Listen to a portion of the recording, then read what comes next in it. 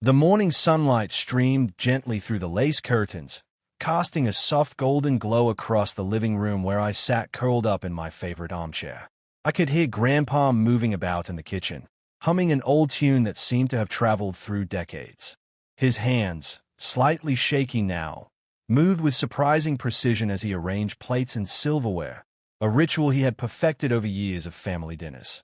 I watched him, fascinated as always, feeling a warmth that only his presence could bring. Grandpa had this uncanny ability to make everyone around him feel seen, his eyes twinkling with mischief whenever he told one of his many stories, or when he nudged me playfully about some childhood mishap. He was a man of quirks. He wore mismatched socks without caring, always had a pipe tucked into his shirt pocket, and had a habit of pausing mid-sentence to let the room digest his words before continuing. Family gatherings revolved around him, not because he demanded attention, but because his stories, his laughter, and even his gentle scoldings drew us together like gravity. Grandpa's presence was a thread that stitched our family into a tapestry of shared memories and traditions. The house smelled of roasted chicken and fresh bread, aromas that immediately reminded me of countless dinners spent laughing around this same table. The walls, adorned with family photos, seemed to hold every joyous and challenging moment we had ever experienced together. Today, however, the usual hum of comfort carried a strange weight. I noticed the way Mom kept glancing at Grandpa, her eyes misty, and the subtle tension in Dad's shoulders. Something was different about this dinner, though no one said it aloud. I tried to push the unease aside, focusing instead on the comfort of Grandpa's familiar presence. He called out to me with a cheerful voice, "Come help me with these napkins, kiddo," and I obeyed, grateful for the distraction. As I folded each napkin with careful precision, I stole glances at him, noticing the small changes, slightly slower movements, a softer voice, a gentleness that seemed tinged with something unspoken. There was love in the air, yes, but there was also a quiet, almost imperceptible sadness that lingered beneath the surface. Despite the subtle tension, the warmth of family surrounded us. Laughter bubbled occasionally from the kitchen as Grandpa made a witty remark, and I felt that familiar sense of safety that only came from being at home with him. Still, a part of me sensed that this evening would not be like the others. Something unspoken hung in the air, a delicate tension that threaded through the familiar comforts of the house, hinting that tonight's dinner might be more than just a gathering. It might be a farewell. Grandpa had always been the pillar of our family, but lately, I had begun to notice little cracks in his usually steady presence. His steps were slower, and sometimes he would pause mid-sentence, as if searching for the right word that stubbornly eluded him. Yesterday, he had forgotten where he placed his reading glasses, something he had always kept perched perfectly on his nose. There was a subtle fatigue in his movements, the kind that made me hesitate before asking him to carry even a light tray of food. Still, despite these small signs, he carried himself with a quiet dignity that masked any weakness. Sitting across from him at the kitchen table, I remembered how he used to chase me around the garden when I was a child, pretending to be a fierce lion while I squealed with laughter. I recalled our afternoons building model airplanes, his hands guiding mine as he patiently explained every little detail. He had a way of turning ordinary moments into life lessons. "Patience, kiddo," he would say, "isn't just for fixing planes. It's for living life, too."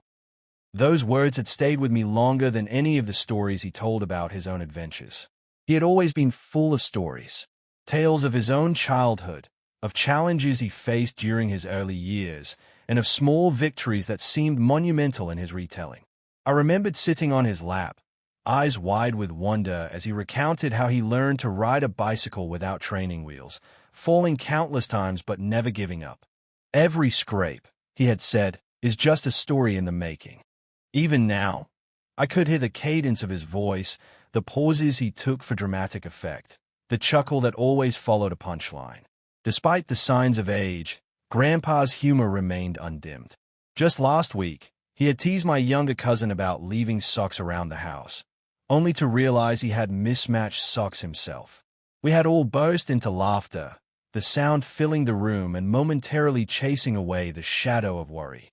That was Grandpa, He could turn the smallest mishap into a shared joke, creating light even when times were hard.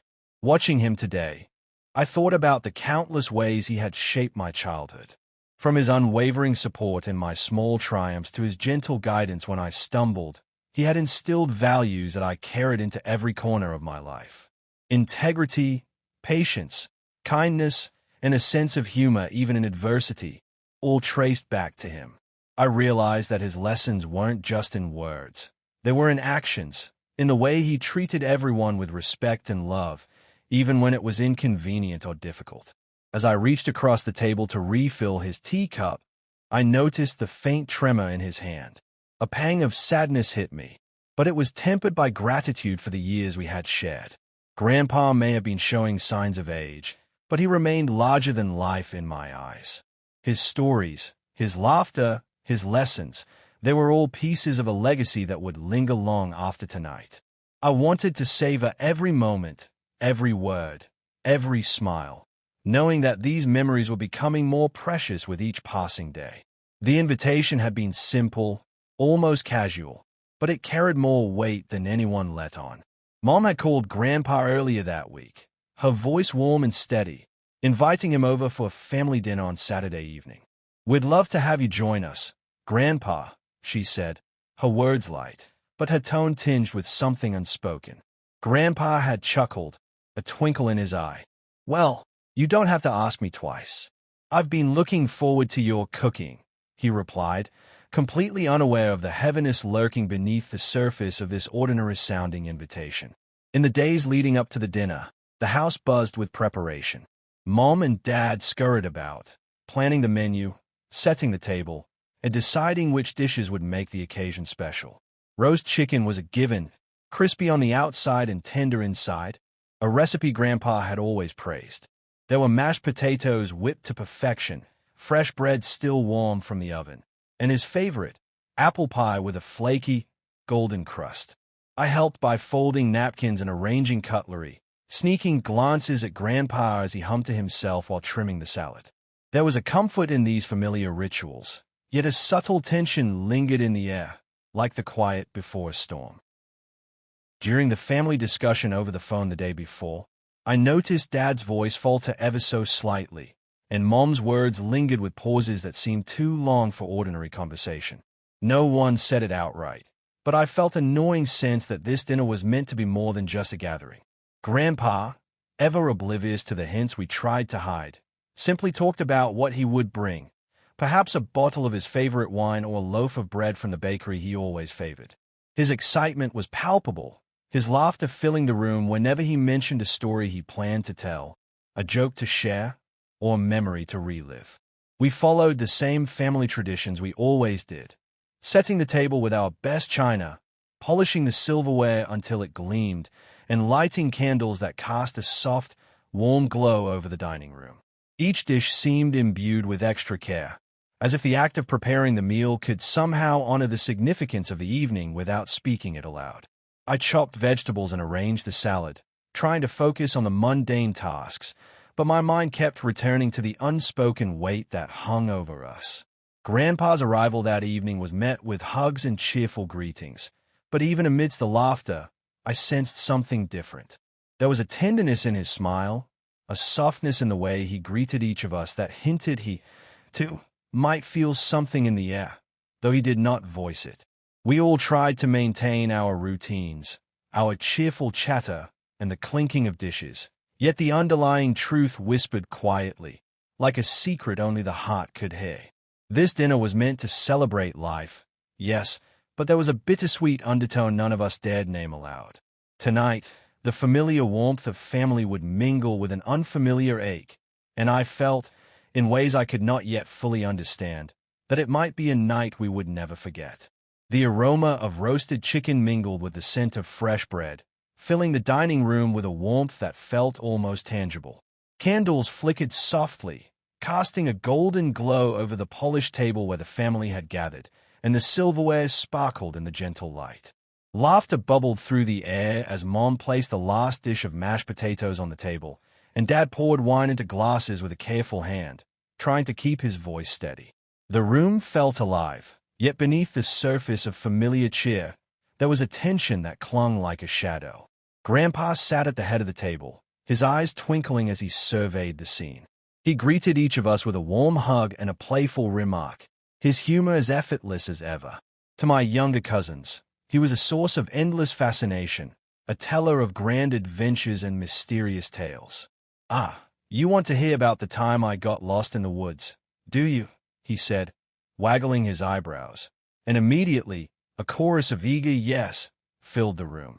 He launched into the story with gusto, punctuating it with dramatic pauses, wild gestures, and bursts of laughter that made even the adults chuckle. As the meal began, Grandpa moved around the table, offering advice, sharing memories, and teasing each family member gently. To my mother, he offered a wink and a whispered comment about remembering to take care of herself, just as he had always done in the quiet moments of our lives. To Dad, he recounted a tale from his own workdays, a story of mistakes, resilience, and lessons learned. I watched him as he spoke, noticing how his eyes lingered on each of us a little longer than usual, as if he were etching our faces into memory. There were small gestures that carried enormous weight, a hand resting lightly on my shoulder, a shared glance with my sister, and the soft squeeze of Mom's hand across the table. These quiet exchanges spoke volumes in ways words could not. Grandpa, seemingly unaware of the deepest significance of the evening, radiated warmth, love, and a gentle humor that kept the room buoyant. Yet, I couldn't help noticing the subtle glances exchanged between my parents, the brief nods, and the hesitant smiles. They all knew something I could only feel but could not name. Grandpa's storytelling carried us through decades of memories, from his mischievous childhood adventures to the challenges he faced as a young man. He spoke of the friends he had made, the mistakes he had learned from, and the victories, large and small, that had shaped his life. His words flowed effortlessly, a bridge connecting the past to the present. I found myself mesmerized, imagining him as a young man full of energy, curiosity, and determination, traits that seemed to echo in each of us. Occasionally, his voice faltered, a slight hesitation before he continued, but he never let it break the rhythm of the evening. We laughed, we teased, and we listened, but a quiet undercurrent of sadness weaved through the room. I caught Mom biting her lip to hold back tears, Dad's hand tightening around his fork, and my sister's eyes glistening as she looked at Grandpa with a mixture of love and sorrow. Even as the table rang with cheerful chatter, the weight of unspoken farewell hovered, delicate and persistent. Grandpa paused mid-story to take a sip of water, giving us a moment to absorb the mix of joy and gravity in the air. I reached for his hand across the table, holding it for just a heartbeat, and he smiled, squeezing back gently. That small gesture carried more meaning than any words, a quiet acknowledgement of the connection we shared. As the evening progressed, the contrast between the warmth of the gathering and the subtle tension became ever more pronounced. Every laugh, every joke, every story carried the bittersweet flavor of the night, a celebration of life wrapped in the quiet awareness that this dinner might be unlike any we had shared before. By the time dessert was served, Grandpa had recounted stories that spanned lifetimes, made us laugh until our sides ached, and offered wisdom with his characteristic charm. Yet even amidst the comfort of routine and tradition, the undercurrent of farewell remained, a tender reminder that tonight's gathering was not simply another family dinner. Each smile, each gesture, each shared memory was imbued with a poignancy that hinted at the fleeting nature of these moments. The evening was a tapestry of love, laughter, and quiet sorrow. And as I watched Grandpa, I realized that the magic of his presence was a gift I would carry with me long after the candles were extinguished and the table cleared. After the dishes were cleared and the room settled into a softer quiet, I found myself sitting next to Grandpa on the living room couch. The flickering candlelight from the dining table still cast gentle shadows across the walls, and the scent of apple pie lingered faintly in the air. Everyone else was busy in small clusters, laughing or tidying up, giving us a rare moment of privacy. I hesitated for a second before speaking, unsure of how to begin, but Grandpa turned to me with that familiar twinkle in his eye and said, "What's on your mind, kiddo? You've been awfully quiet tonight." I swallowed, feeling the lump in my throat. "Grandpa, I don't know what I'd do without you," I whispered. My words were simple, but they carried years of unspoken emotions. Grandpa chuckled softly, not dismissively, but with a warmth that made my heart ache and swell at the same time. "Oh, you do just fine," he said gently, placing a reassuring hand over mine.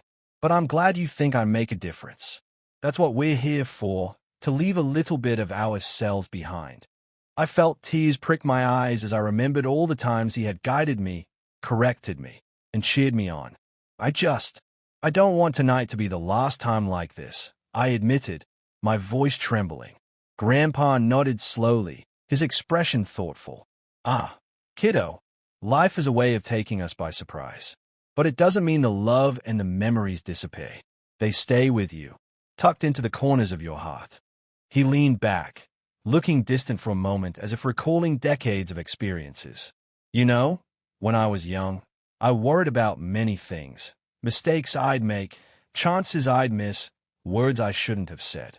But in the end, what mattered wasn't the perfection of my life. It was the connections I made, the people I loved, and the moments I shared. That's what counts." His voice carried a quiet wisdom, one that seemed to make the air around us feel heavier and lighter all at once. "I just wish I could have more time with you," I said, squeezing his hand. Grandpa smiled, a little sadly, but his eyes shone with warmth. "Time is tricky," he said softly. "We never know how much we'll have, so the best we can do is make every moment count. Notice the little things, laugh as much as you can, forgive freely, and never be afraid to say what's in your heart. That's how you live fully, even when goodbyes are near." We sat in silence for a few moments, letting his words sink in. I thought about every story he had told tonight, every joke, every lesson, and the way his presence had shaped me into the person I was becoming. I felt a pang of grief, but also gratitude. Gratitude that he had been there, guiding me with a patience and love I could never repay. "I'm proud of you, you know," he said suddenly, breaking the quiet. I blinked, surprised, and felt my chest tighten. "Of all of you," he continued, gesturing subtly toward the dining room where the family still lingered. "You carry pieces of me with you, whether you realize it or not. And that's enough to make a life meaningful." Tears finally spilled down my cheeks, and Grandpa reached over to gently brush them away. "It's okay to feel sad," he whispered. "It means you care. But remember, sadness and love often live together. One can't exist without the other. Feeling both means you're alive, fully alive." I nodded, letting his words sink deep into me. In that moment, I understood the quiet courage it took to accept life's impermanence, the wisdom of cherishing every fleeting connection, and the strength in embracing love and grief at the same time. Grandpa squeezed my hand once more, then rested it gently on my shoulder, a silent anchor in the swirling emotions of the evening. As we sat together, I realized that the impending goodbye, though heavy with sorrow, was also a gift. It gave me a chance to speak my heart, to hear his wisdom one last time, and to create memories that would sustain me long after tonight. Every laugh, every tear, every word shared in that quiet space became a testament to the bond we had nurtured over years, a bond that death could not sever. And in that bittersweet, fragile moment, I felt a profound sense of love and connection, a knowledge that even when the goodbye came, his presence would always remain within me. The house had grown quiet after dinner. Plates were cleared, the dishes done, and the laughter had dwindled into soft murmurs and lingering smiles. The warm glow of the evening now felt tinged with a delicate sadness, the kind that settles in when joy and sorrow meet. Grandpa sat in his favorite armchair, the leather worn just so from years of use, and for the first time, there was a stillness to him that made my heart ache. He seemed to know, in some quiet, unspoken way, that tonight was more than a simple dinner, that it was our final gathering together. I sat next to him, unsure whether to speak or simply be present. He caught my hand in his, a gentle squeeze that carried the weight of decades of love and memories. "You've grown into such a fine person," he said softly, his voice steady, calm, and yet brimming with warmth. I've been proud of you every step of the way." I swallowed hard, fighting tears that burned behind my eyes, and nodded. There were no words that could fully express the gratitude, the sorrow, and the love swirling inside me. One by one, the family approached him. Mom handed him a carefully wrapped envelope, which he opened slowly. Inside were letters from each of us, simple words of love, gratitude, and cherished memories. Grandpa's eyes glistened, though he tried to blink away the moisture, a small smile playing on his lips. Dad placed a hand on his shoulder, a quiet acknowledgement of years spent together, while my sister leaned in for a lingering hug, resting her head briefly against his chest. Each gesture was understated, yet profoundly intimate, gifts of the heart rather than objects. Grandpa remained composed, demonstrating a grace and courage that seemed almost otherworldly. "Thank you," he said after reading the letters, his voice steady but soft, carrying the weight of deep emotion. "You've all filled my life with more love than I ever imagined. That's the true gift of family." He paused, glancing around the room at the people he had nurtured, guided, and cherished. "Remember the stories, remember the lessons, but above all, remember to care for one another. That's how life continues, even when I'm gone." I brought him a slice of apple pie, his favorite, and we shared it quietly, savoring each bite, knowing that the simplicity of the act held more meaning than words could convey. The warmth of the food, the flickering candlelight, and the shared silence created a sacred moment, a bridge between presence and absence. Grandpa spoke little, but his gaze lingered on each of us, a silent farewell that communicated love, pride, and acceptance. Tears came freely now, but they were not solely of sadness. There was joy intertwined, a recognition of the richness of the life we had shared. We laughed softly at a memory he recounted one last time, the sound fragile but healing. Hugs were exchanged with lingering touches, small gestures of reassurance and connection that would stay with us long after the night ended.